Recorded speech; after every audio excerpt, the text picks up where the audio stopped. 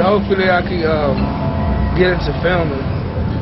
But right now I don't know where exactly I'm going at. Even though you may have moved on and physically transcended the geography, you know where you've been. You carry the psychic imprint. It's a permanent scar. The tragedy is that they were ever there to begin with.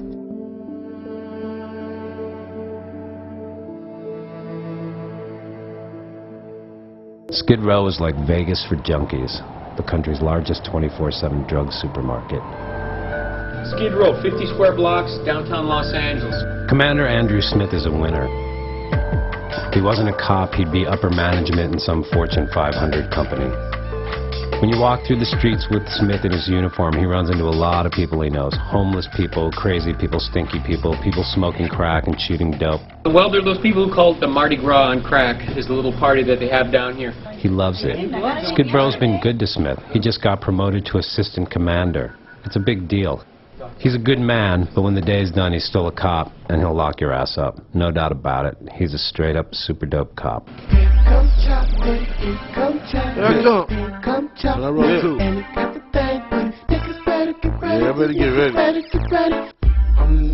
I first met Chalk Nitty in the Gang Enforcement Task Force in the Central Division Police Station on Skid Row.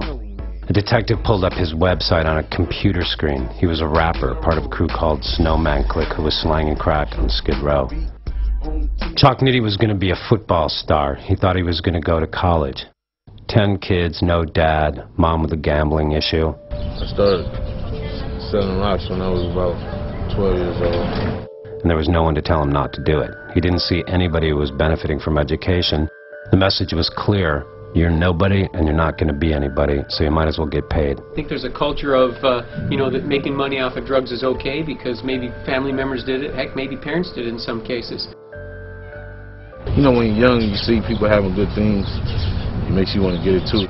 I made money, I made a lot of money. All he had to do was make pickups and drop off. I'm talking about nigga had money the size of a football. 6 Reasons has been Chalk Nitty's best friend since junior high school. He became the man down there. He got consumed by that life, really. He got consumed by it. It's heroin and crack and maybe a little crystal meth, but not much crystal meth. The cops don't even bother with weed down there. They end up coming in here. They get detained in one of these 2 tanks or on the bench right here until the officers can process them and get them booked into jail. It's a cat and mouse game with the gangsters.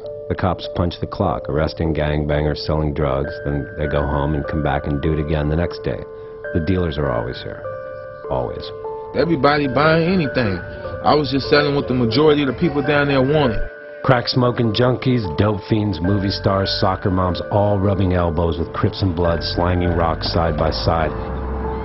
How could all of this be happening in the shadows of the financial districts in one of the richest economies in the country?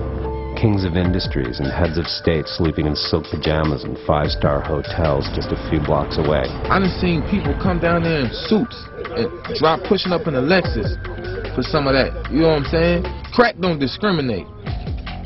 In September of 2006, the mayor launched something called the Safer Cities Initiative on Skid Row. They were all over TV talking about it, all the money they were going to spend and how they were going to fix things up down here. Safer Cities Initiative is Chief Bratton and the mayor's program or plan to help change the culture of downtown, the culture of chaos that's down here.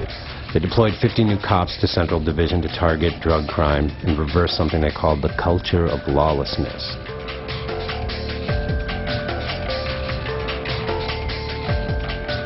There's a lot of cameras downtown now, so dealers need to find tactically strong positions. The cops zone in on the hot spots with the cameras, and the dealers relocate. Police told me, man, you should go home, man. You know you're selling drugs. We don't want to get you down here anymore. So I didn't listen. 30 minutes later, after they pulled me over, 30 minutes later, I get caught. After his arrest, Chalk Nitty took a plea bargain. He got 400 hours of community service at the Power of Love Church in South LA, where he found God. It changed my whole life. It's like changed my state of mind. Chalk Nitty had a classic Christian conversion experience. It made me get closer to the right person I need to be close to, which is God. He and 6 Reasons are onto a whole new way of life. They're no longer slanging. They're making money with music.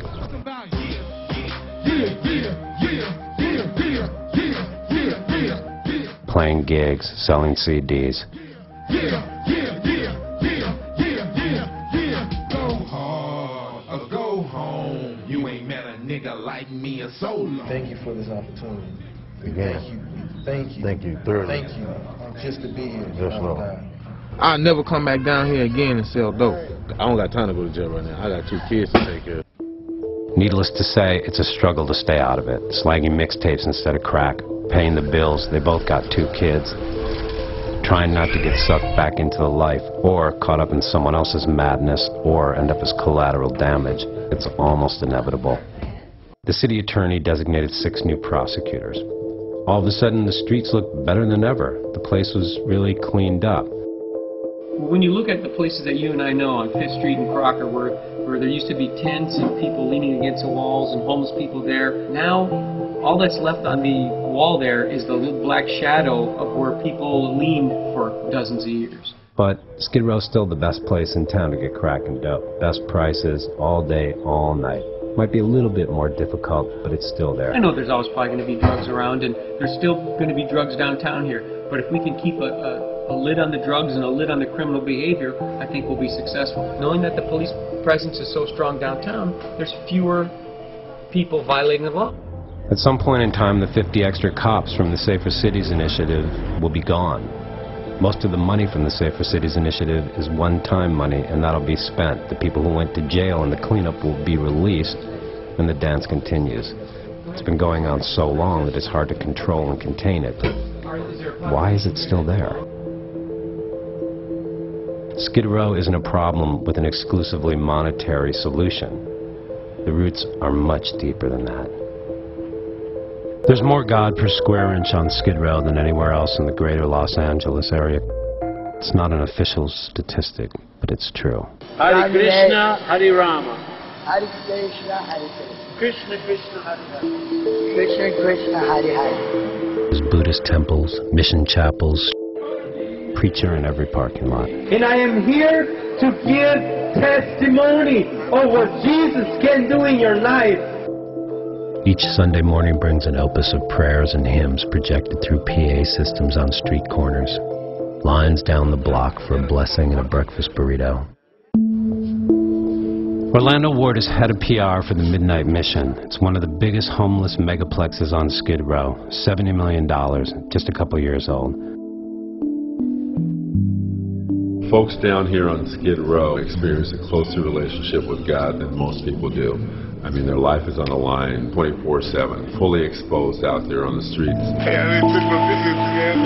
People down here are in survival mode. They can be really brutal, lashing out and ranting. A lot of mental illness. As a person who struggled with drugs and alcohol for over 17 years, I can recall my conversations with God. He used to be a baller, professional basketball player traveling around the world. Then he got strung out on crack and ended up in a cardboard box on Skid Row. I began to talk to God and to let him know that it was okay, that I was on Skid Row and that I was addicted and I was probably going to die there.